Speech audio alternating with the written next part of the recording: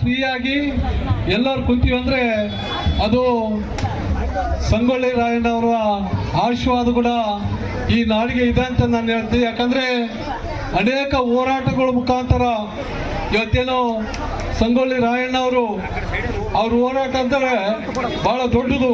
ಯಾಕಂದ್ರೆ ಏನು ಕೇವಲ 1-2 ನಿಮಿಷ ಕೇಳಕ್ಕಾಗಲ್ಲ. ಅದೇ ರೀತಿ ಭಕ್ತ ಕನಕದಾಸ್ ಅವರು ಇವತ್ತು ಮೇಲು ಕೀಳು ಎಲ್ಲರೂ ಸಮಾನರು ಅಂತಂದು ಇಡೀ ನಾಡಿಗೆ ಒಂದಲ್ಲ ಇಡೀ ಪ್ರಪಂಚಕ್ಕೆ ಎಲ್ಲರೂ ಸಮಾನರು ಅಂತಂದು ತಿಳಿಸ್ಕೊಡೋದ್ರಲ್ಲಿ ಕನಕದಾಸರವರ ಏನು ಅವರ ಕೀರ್ತನೆಗಳು ಅನೇಕ ಪುಸ್ತಕದಲ್ಲಿ ಹೋದ್ಮೇಲೆ ಬಹಳಷ್ಟು ನಮಗೆ ಮೇಲು ಕೀಳು ಎಲ್ಲರೂ ಸಮಾನರೆಂಬ ಒಂದು ಸಂದೇಶ ಕೊಡುವಂಥ ನಿಟ್ಟಿನಲ್ಲಿ ಭಕ್ತ ಕನಕದಾಸ್ ಅವರ ಪಾತ್ರ ದೊಡ್ಡದಂತ ನಾನು ಹೇಳಕ್ಕೆ ಇಷ್ಟಪಡ್ತೀನಿ.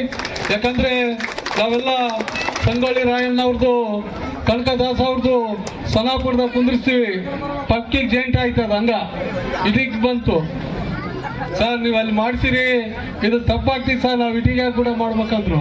ಆಯ್ತು ಮಾಡ್ರಿ, ಯಾಕಂದ್ರೆ ದೇಶದಗೋಸ್ಕರ ಹೋರಾಡಿದಂಥ ಮಹಾಗಣ್ಯರನ್ನ ಕೂಡ್ಸೋದ್ರದ್ದೇನು ತಪ್ಪಿಲ್ಲ, ನೀವು ಮಾಡ್ರಿ ಅಂತಂದು ಯಾವುದೇ 1-2 ಜಾತಿ ಅಲ್ಲ ಎಲ್ಲ ಜಾತಿಗಳು ಸೇರಿ ಇವತ್ತು ಇಟಗಿ ಗ್ರಾಮದಲ್ಲಿ ಸಂಗೊಳ್ಳಿ ರಾಯ ಮತ್ತು ಕನಕದಾಸ್ ಅವರ ಪ್ರತಿಮೆ ಕುಂದಿಸಿರೋದು ನಿಜವಾಗ್ಲೂ ಬಹಳಷ್ಟು ಖುಷಿ ಆಗ್ತಿತ್ತು ನಮಗೆ.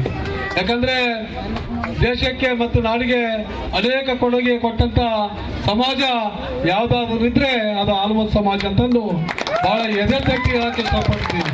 ಯಾಕಂದ್ರೆ ಈ ನಾಡು ಕಂಡಂತ ಧೀಮಂತ ನಾಯಕರು ಸನ್ಮಾನ್ಯ ಸಿದ್ದರಾಮಯ್ಯ ಸಾವರು ಇವತ್ತು ನಾನೇನು MLA ಆಗಿ ನಿಂತೀನಂದ್ರೆ ಅವ್ರ ಆಶೀರ್ವಾದದಿಂದ ಈ ಸ್ಟೇಜ್ ಮೇಲೆ ನಿಂತೀನಿ ಅಂತ ಹೇಳಕ್ಕೆ ಇಷ್ಟಪಡ್ತೀನಿ.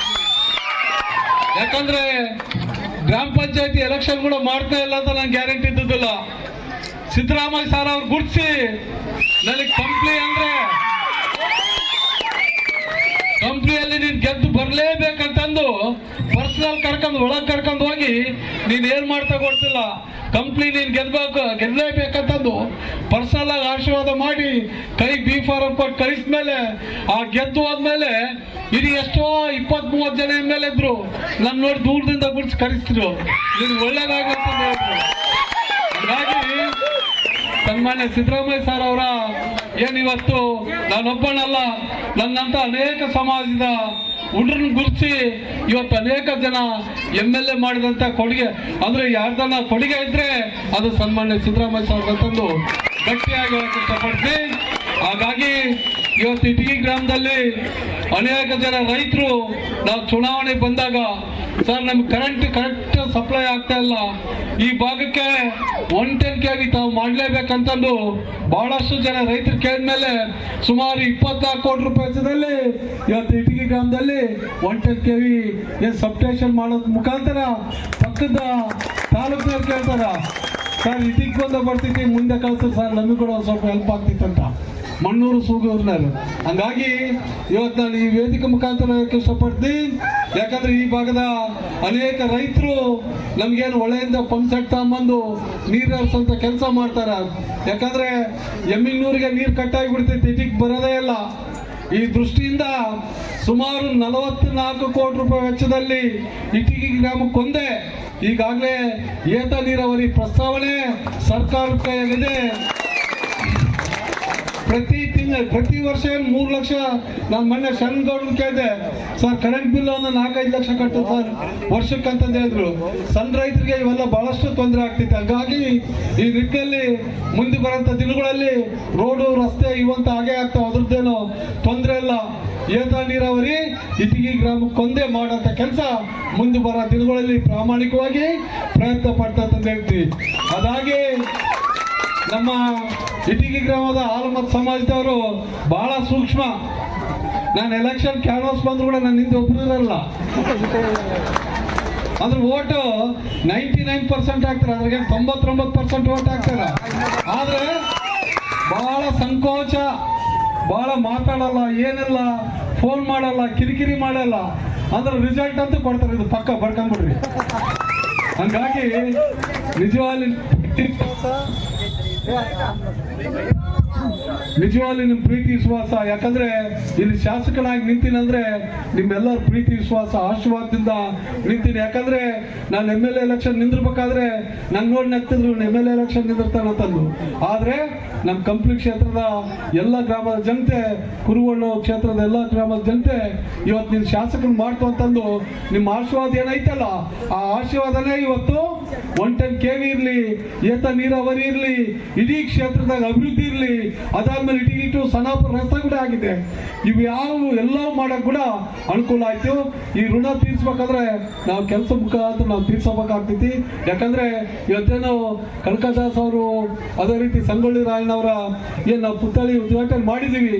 ತಮ್ಗೆ ಹೇಳೋದಿಷ್ಟೇ, ನೀವಂತೂ ಓದಲ್ಲ, ನಮ್ಮ ಮಕ್ಕಳಿಗೆ ಅವರಿಗೆ ಈ ಬುಕ್ಕ ಕೊಟ್ಟು ಸಂಗೊಳ್ಳಿ ರಾಯಣ್ಣವರ ಚರಿತ್ರೆಯನ್ನು, ಅದೇ ರೀತಿ ಕನಕದಾಸರ ಚರಿತ್ರೆಯನ್ನು ತಾವೆಲ್ಲ ಓದ್ಬೇಕಾಗ್ತದೆ. ಯಾಕಂದ್ರೆ ನಮಗೆ ಅಂಬೇಡ್ಕರ್ ಜಯಂತಿ ಮಾಡ್ತೀವಿ, ಅಂಬೇಡ್ಕರ್ ಒಂದು ಬುಕ್ಕ ಓದಲ್ಲ.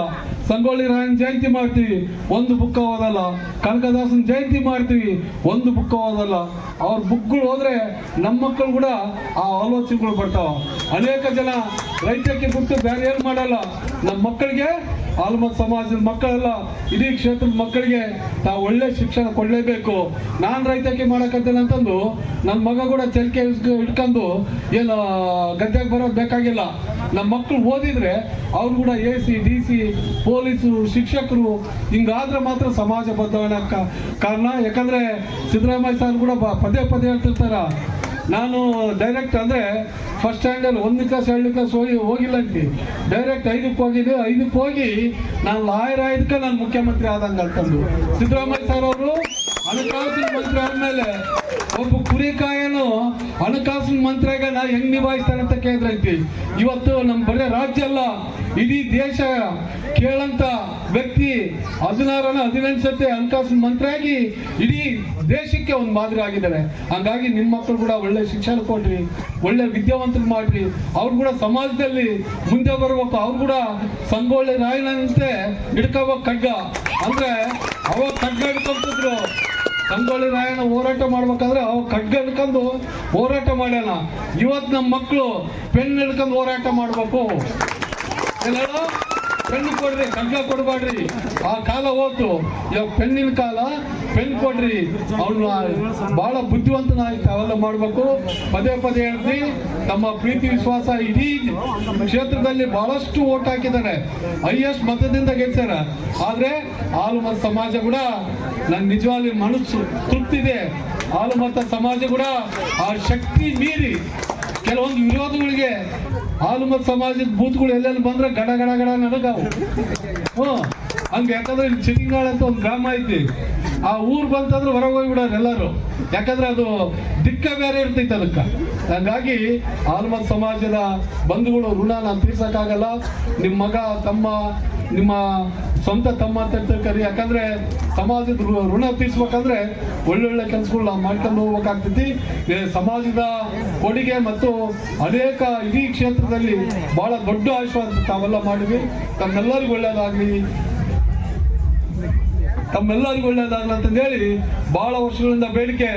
ಏನು ಸರ್, ಕಂಪ್ನಿಯಲ್ಲಿ ಬಹಳ MLAಗಳು ನೋಡ್ಬಿಟ್ಟಿವಿ, ಅನೇಕ ಚುನಾವಣೆ ಮಾಡಿಬಿಟ್ಟಿದ್ವಿ. ಆದರೆ ಒಂದು ಸಂಗೊಳ್ಳಿ ರಾಯಣ್ಣ ಮತ್ತು ಕನಕ ದಾಸ ಅವ್ರ ವೃತ್ತ ಎಲ್ಲ ತಂದು ಆಲ್ಮತ್ ಸಮಾಜದ ಅನೇಕ ಹಿರಿಯರು ನನಗೆ ಹೇಳಿದ ಮೇಲೆ ಸುಮಾರು 50 ಲಕ್ಷ ರೂಪಾಯಿ ವೆಚ್ಚದಲ್ಲಿ ಕನಕದಾಸ ಮತ್ತು ಅಂಬೇಡ್ಕರ್ ವೃತ್ತವನ್ನ ಅತಿ ಬೇಗ ಭೂಮಿ ಪೂಜೆ ಮಾಡಿ ಉದ್ಘಾಟನೆ ಮಾಡುವಂತ ಕಾರ್ಯಕ್ರಮ ಮಾಡ್ತೀವಿ. ಆ ಕಾರ್ಯಕ್ರಮಕ್ಕೆ ಮಾನ್ಯ ಏನು ಸಿದ್ದರಾಮಯ್ಯ ಸರ್ ಅವರಿಗೆ ಮಾಜಿ ಮುಖ್ಯಮಂತ್ರಿ ಹೇಳಕ್ಕಂತ ಮನಸ್ಸಾಗಲ್ಲ. ಯಾಕಂದ್ರೆ ಅದು ಬರೋದೇ ಇಲ್ಲ ನನ್ನ ಬಾಯಾಗ.